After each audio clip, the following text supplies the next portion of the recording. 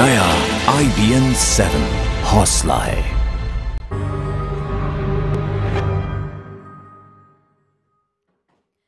IBN 7 भूकंप के केंद्र पोखरा पहुंचने वाला देश का पहला चैनल है। IBN 7 संवाददाता प्रभाकर कुमार उस जगह पर पहुंच चुके हैं जहां पर भूकंप के सबसे तेज झटके महसूस किए गए हैं, जिन्होंने तबाही का मंजर सबसे करीब से देखा है। भूकंप के बाद पोखरा में किस तरह का हाल है, कैसा मंजर है, IBN 7 की एक्सक्लूसिव रिपोर्ट देखिए। महज कुछ घंटे बीते हैं जब नेपाल में जबरदस्त भूकंप आया है और हम आ पहुंचे हैं कर्रा विलेज में, जो कि अर्थक्वेक का जो एपिसेंटर था उसके काफी करीब है। और ये पहली नेशनल चैनल की कोई टीम है जो अभी नेपाल पहुंची है अर्थक्वेक के का आपको नजारा दिखाने के लिए किस तरीके से तबाही मची है। अगर मैं अपने टॉर्च की रोशनी में आपको दिखा सकूं तो ये पहले घर था जहां लोग रह रहे थे। अभी भी आप देख सकते हैं यहाँ पर कपड़े पसरे हुए हैं और यहाँ पूरा परिवार रहता था, लेकिन इस घर में किसी की जान इसलिए नहीं गई क्योंकि उस समय घर परिवार के लोग जो है वो बाहर गए थे। घर के जो मालिक हैं वो हमारे साथ हैं। ये छोटा सा एक गांव है जिसमें लगभग 150 से 200 के आसपास घरें हैं और इसमें जो है ये कुछ सारे घर जो हैं वो पूरी की पूरी तरह से तबाह हो गए हैं और बाकी बहुत सारे घरों में दरार आई है और इस कारण से लोग अपने घरों में वापस नहीं जा रहे हैं। और जो खुले मैदान में, फील्ड में छोटे छोटे बच्चे, महिलाएं पूरी रात वो ओपन में, खुले में गुजारेंगे। उन्हें ये डर है कि वापस घर जाएंगे और उसके बाद अगर कहीं फिर से भूकंप का झटका आया तो शायद उनकी जान जा सकती है। इस गांव में कुछ लोगों की मृत्यु भी हुई है। ये बताइए कि जो ये घटना जो हुई थी पूरी, उस समय आप लोग कहाँ थे, क्या कर रहे थे? इस घटने के टाइम में हम लोग बाहर थे, तो काम पर थी, ड्यूटी पर, अपना ड्यूटी पर थी। हम लोग बहुत, एक घर से 18 किलोमीटर बहुत दूर थी, बाहर था। आप कुछ बता रहे थे? हम तो अब क्या, अभी ऑफिस में था, हमको ऐसा लगा कि बहुत झटका आया है, लेकिन यहाँ पर घर सर है ना गिरा हुआ है, हमको मालूम नहीं था। फिर वापस घर में आ गया तो सब झटका है ना, भूकंप का झटका आ गया था ना, उसी टाइम में आ गया तो सब तहस हो गया घर का। हाँ, और ये अपने बगल में और दूसरा घर थे और घर थे।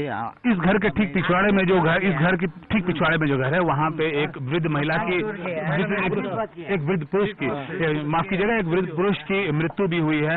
उनकी डेड बॉडी अभी भी रखी हुई है। जहाँ तक राहत की बात है, अभी तक किसी तरह की कोई सरकारी मदद यहाँ पर नहीं पहुंची है। इस गाँव के युवा है, पहले मैं आपको दिखा दूं जिस घर में एक विक्टिम की लाश अभी भी पड़ी हुई है, लेकिन उसके बावजूद भी अभी तक यहाँ पर कोई सरकारी मदद किसी तरह से नहीं पहुंची और वो इंतजार कर रहे हैं सुबह का। अगर मैं आपको टॉर्च की रोशनी में दिखा सकूं, एक परिवार बैठा है, विलाप कर रहा है और वो इंतजार कर रहा है इस बात का कि सुबह में जब राहत के जब कर्मी आएंगे, जब सरकारी कर्मी आएंगे, उसके बाद जो है वो फिर आगे का कार्यक्रम अपना करेंगे। और हमारे साथ इस गांव के कुछ युवा मौजूद हैं, उनसे बात करते हैं, समझने की कोशिश करते हैं कि उस समय हुआ क्या था, आप लोग क्या कर रहे थे जब 12 बजे के आसपास ये घटना हुई है?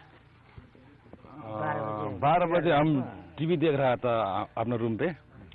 उसके बाद थोड़ा सा झटका चला था, उसके बाद हम नीचे चला आया और सब आदमी चिल्ला रहा था।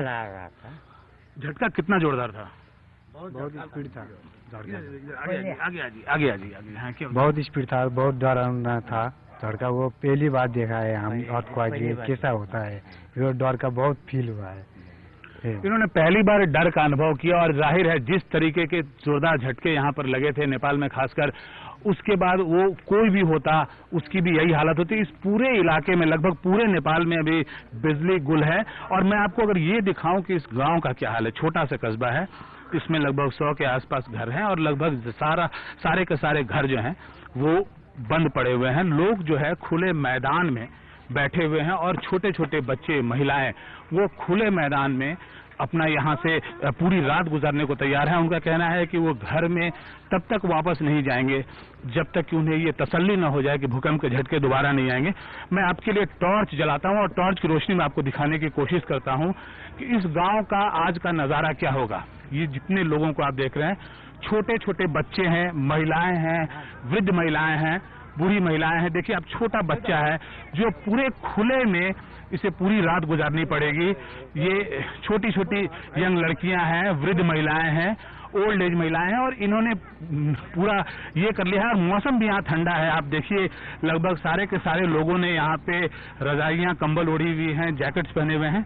छोटे बच्चे हैं, इनके घरों में आज खाना नहीं बना है, कितनों के घर टूट गए हैं, गिर गए हैं और बड़े बड़ी दरारें आ गई हैं घर में, जिससे इन्हें इस बात का डर है कि अगर वो घर जाएंगे वापस तो फिर शायद वो सुरक्षित न रह पाए। आपको मैं इन कुछ लोगों से बात करने की कोशिश करता हूं और जानने की कोशिश करता हूं कि ये हुआ क्या था पूरा, इनके नजरिए से इनके डर को देखने की कोशिश करते हैं। ये बताइए कि आप मुझे समझाने की कोशिश की उस समय हुआ क्या था? सॉरी, उस समय क्या? ओके, you were here ना when this earthquake happened actually. So what had happened? Just describe for our viewers. that I was also so much scared. I came from the home outside, and then after I have looked at, and so many houses has been damaged. So I was afraid. I'm so afraid that I'm searching for my brother, and he also with me after a few time, and we came out and we sit in an open place. But why are you here out in the open? I mean, it's cold out here. We are so much scared that if we went to the home just now, then again earth can be occur. So we are so afraid. So we are sitting in an open place. So they have actually no communication. इनको सरकार की तरफ से किसी तरह की कोई सूचना नहीं प्राप्त है और जो लोगों में यहाँ अफवाह है कि वापस जो है वो झटके आ सकते हैं, भूकंप के झटके वापस आ सकते हैं और इस कारण से कोई भी जो है वो अपने घर में वापस जाने को तैयार नहीं है। या तो कईयों के घर गिर गए हैं और जिनके घर नहीं भी गिरे हैं उनके घरों में दरार है और इस कारण से इन्होंने ये निश्चित किया है कि आज की रात वो खुले आसमान में गुजारेंगे, ऐसे ही कंबल, रजाई और जैकेट पहन के इस ठंड में गुजारेंगे, लेकिन अपने घरों में वापस नहीं जाएंगे जब तक उन्हें किसी तरह का कोई एश्योरेंस एक तरह की नहीं मिल जाती है कि अब उनका घर जाना सेफ है। नेपाल में अर्थक्वेक एपिसेंटर के पास से प्रभाकर कुमार, IBN 7। और इस भूकंप को बाबा रामदेव ने बहुत करीब से महसूस किया है क्योंकि वो काठमांडू में ही थे जब ये तबाही बरस रही थी। उनसे मुलाकात कर हमने जानने की कोशिश की कि आखिर किस तरीके से वो बचे और वो अभी फिलहाल हिंदुस्तान नहीं आना चाहते क्योंकि उनका ये कहना है कि वो नेपाल में रहकर उन लोगों की मदद करना चाहते हैं। सुनिए बाबा रामदेव ने क्या बताया, आंखों देखी।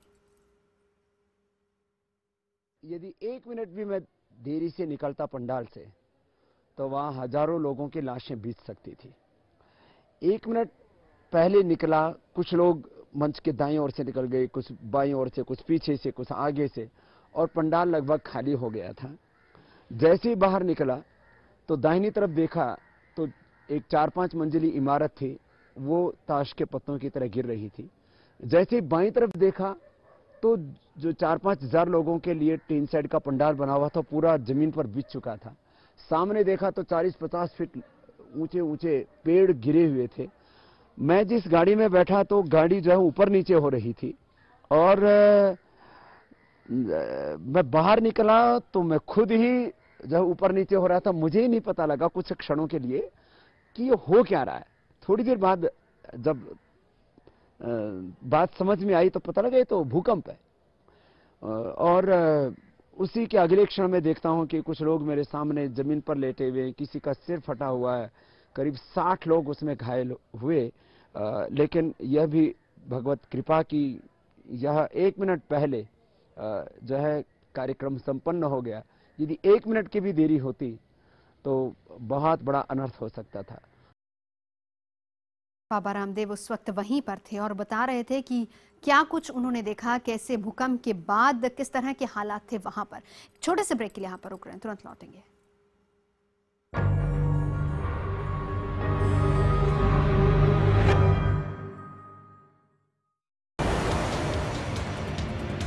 और इस वक्त की बड़ी खबर आ रही है, सेलुलर कंपनी एयरटेल ने नेपाल के लिए मुफ्त कॉल की घोषणा की है। वहां आए भूकंप को देखते हुए एयरटेल ने यह ऐलान किया है। ये सुविधा अगले 48 घंटों तक जारी रहेगी। इसके अलावा सरकारी कंपनी BSNL ने भी लोकल कॉल की दरों पर नेपाल में बात करने की सुविधा दी है। यानी कि अब अगर आप BSNL के नंबर से नेपाल बात करेंगे तो लोकल कॉल का चार्ज लगेगा। खबरों के मुताबिक संचार मंत्री रविशंकर प्रसाद की पहल पर कंपनियों ने यह कदम उठाया है। संचार मंत्री ने कंपनियों से नेपाल के लिए कॉल रेट कम करने की अपील की थी।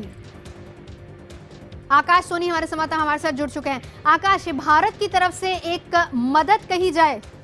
बिल्कुल एक बड़ी मदद है नेपाल के लिए, और नेपाल में जो भूकंप पीड़ित हैं और साथ ही साथ वो जो भारतीय हैं जिनके रिश्तेदार अभी भी वहां फंसे हुए हैं, उन सब के लिए ये एक बड़ी मदद है। ये भी ना भूले कि लाखों पर्यटक हैं इस वक्त जो दूसरे कई देशों से आए हुए हैं, जिनमें से कुछ पर्यटक यहाँ भारत में हो सकते हैं और उनके कई रिश्तेदार या दोस्त नेपाल में हो सकते हैं। इन सब के लिए मदद है और एक बड़ा जेस्चर है भारत सरकार की तरफ से, IT मिनिस्टर रविशंकर प्रसाद की तरफ से।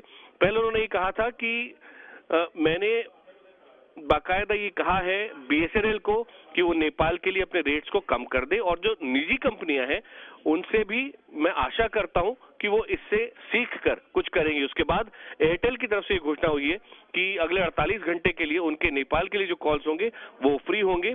इतना ही नहीं, इससे आगे बढ़कर भारत नेपाल से इस विषय में भी बात कर रहा है कि इस वक्त कई फोन लाइन्स ठीक काम नहीं कर रही, लैंडलाइन काम नहीं कर रही ठीक से, और कई जो मोबाइल लाइन्स हैं वो भी ढंग से काम नहीं कर रही, कम्युनिकेशन टावर्स ध्वस्त हो गए हैं।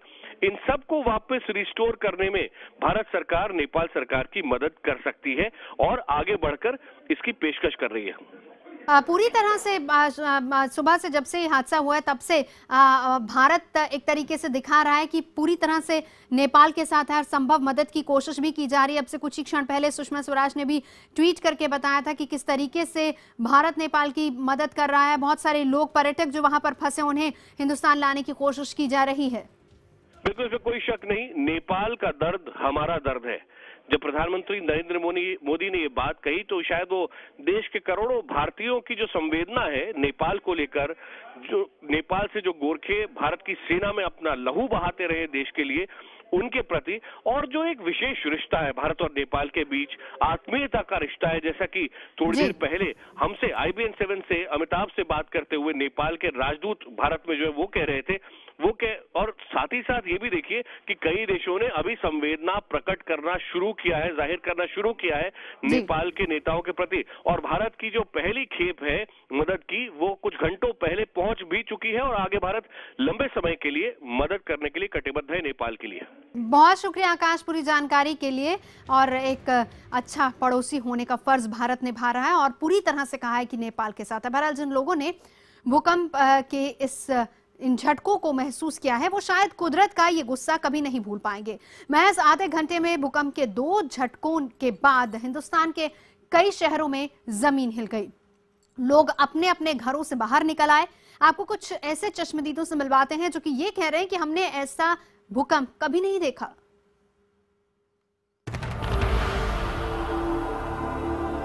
सबसे पहले अभी देखा था तो नीचे जमीन हिल रही थी and I was feeling the jerks and immediately I just thought about it. बच्चे पेपर दे रहे थे, बचपन निकल के भागे परमिट के सामने से, और ये सब हम लोग जो है निकल गए, डगमगा गए, कैसे हिल गया सब ये। मेरे ख्याल से 7-8 मिनट तक जो है हम इसी बिल्डिंग में थे, ऊपर 5वें तल्ले पर एकदम से बिल्डिंग हिलने लगी। ये भैया हम लोग नीचे थे तो हम लोग का पूरा शरीर कांप रहा था, तो हम लोग क्या बात है, फिर थोड़ी देर बाद देखा गया कि भगदड़ मच गई पूरी, तो पता चला भूकंप आया है। हम लोग जो है नकल विभाग में गए थे, वहाँ पे खड़े थे, नकल ले रहे थे।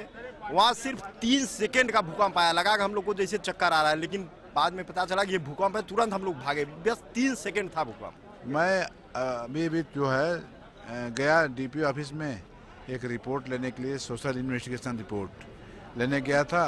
अब जैसे वहाँ अंदर गया मैं और चढ़ा, ऐसे जब झटका आया तो तुरंत चैम्बर पकड़ लिया DPO को, मैं गिर जाता, तो मैं हिला न लगा, फिर बाहर में आ गया। हम लोग जब काम कर रहे थे, चेयर पे बैठे थे, थोड़ा झटका महसूस हुआ, तो हमारे अधिकारियों ने बताया कि भूकंप के झटके आए हैं, और सायरन भी बजा था, तो उससे पता चला और हमारे यहाँ से बोला कि अभी ऑफिस से बाहर चले जाएं। जब हम अपना काम कर रहे थे ना, वहाँ पर अचानक से टेबल और कुर्सियाँ हिलने लग गई थी, तो हम लोग आपस में, हम लोगों को लगा कि नॉर्मली कुछ ऐसा ही होगा कि कोई हिला रहा होगा पैर वैर, लेकिन थोड़ी देर बाद ये हम ज्यादा होने लगा, तो फिर बातचीत करी तो पता पड़ा कि झटका सा है भूकंप का। मैं बैठा हुआ कुर्सी पे अपनी काम कर रहा था और मेरी कुर्सी एकदम से हिलने लग गई। मेरी दुकान पे कस्टमर जो मौजूद थे वो उन्होंने मुझसे कहा कि भाई साहब कुछ हिलता हुआ महसूस कर रहा है। भाई साहब भी यहाँ पे मौजूद हैं जिन्होंने मुझसे ये बात कही। हमारी बिल्डिंग पुरानी है, वो पुरानी बिल्डिंग से ऊपर से पत्थर भी गिरा दोनों ही तरीके से महसूस किया गया कि भूकंप का झटका बहुत जोर का था। ये बहुत तेज झटका था। जितना ट्रैफिक था यहाँ पे वो ट्रैफिक भी रुक गया। बहुत तेज अभी भी है। ये हम लोग हजरतगंज में खड़े हुए हैं, वाल्मीकि मार्ग पे। हजरतगंज की कोतवाली यहीं सामने है। बहुत ज्यादा लोग डर गए हैं। मुझे बहुत डर लग रहा था और हम लोग को लगा कि पता नहीं क्या हो गया। हमारी टीचर्स बोल रही थी कि सबको नीचे जाना है और हम सबको नीचे ले गया और सबको गैदर किया गया। फिर हम लोग के पेरेंट्स को फोन कॉल्स किए गए।